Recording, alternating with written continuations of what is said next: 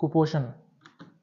तो कुपोषण एक ऐसी स्थिति है जो तब उत्पन्न होती है जब कोई भी व्यक्ति जो है जब आहार लेता है या भोजन लेता है तो उसके वृद्धि और रखरखाव के लिए जो पर्याप्त पोषक तत्व होते हैं वो उस व्यक्ति को नहीं मिल पाते हैं, या हम ये कह सकते हैं कि जो शरीर है वो खाए गए भोजन को सही या प्रभावी ढंग से उपयोग नहीं कर पा रहा है। तो ऐसी जो स्थिति है वो कुपोषण कहलाता है। कुपोषण जो है वो मुख्य रूप से दो प्रकार का होता है, अल्प पोषण और अति पोषण। अल्प पोषण की अगर अपने बात करें तो इसमें ऊर्जा या जो पोषक तत्व होते हैं उनका अपर्याप्त सेवन के कारण ऐसा होता है, यानी कि जो भोजन है वो बहुत ही कम लिया जा रहा है। तीन प्रकार मुख्य रूप से इसमें होते हैं। वेस्टिंग, वेस्टिंग में क्या होता है, ऊंचाई के हिसाब से अगर वजन बहुत कम है तो उसको वेस्टिंग बोलते हैं।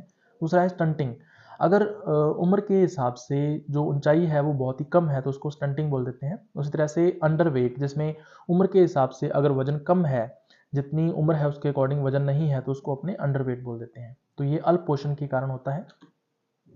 दूसरा अति पोषण की अगर अपने बात करें तो अगर अपने ऊर्जा या पोषक तत्वों का अत्यधिक सेवन कर रहे हैं, डेली हम लोग बहुत ज़्यादा भोजन ले रहे हैं तो उसको अति पोषण मान देते हैं। ऐसा होने से जो वजन है वो अधिक हो जाता है, जिसको हम मोटापा के नाम से जानते हैं।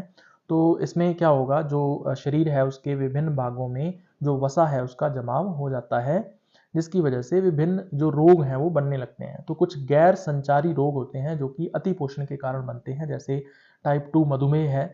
इसके अलावा जो हृदय संबंधी रोग हैं जैसे हृदय आघात है या जैसे हार्ट अटैक वगैरह है, या फिर कुछ कैंसर जो है वो भी अति पोषण के कारण बनते हैं।